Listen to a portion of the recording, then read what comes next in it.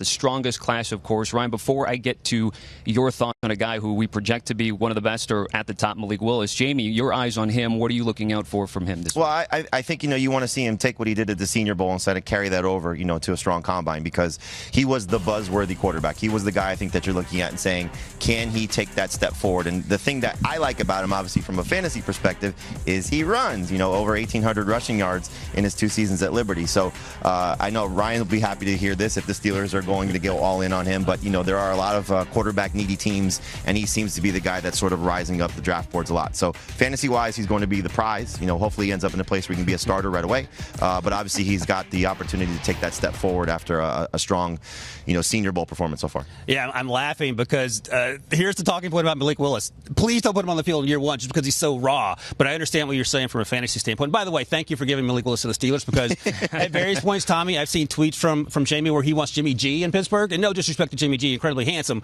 but I don't want him in Pittsburgh as a Steelers fan. Give me Malik Willis. But right, he is so incredibly athletic, but he's also so raw, and Jamie sort of talked to some of that. But here's the talking point that you're going to hear for the next 6 weeks about Malik Willis in terms of how I feel about him.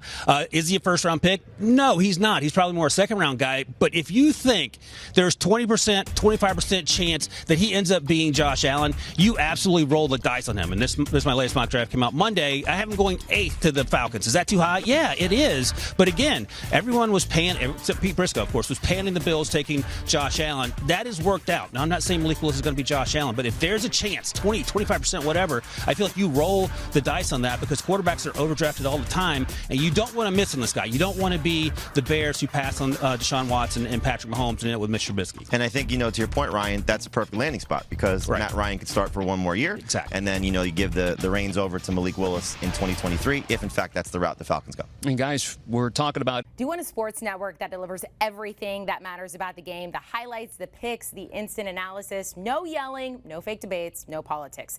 Hit the subscribe button and never miss a moment.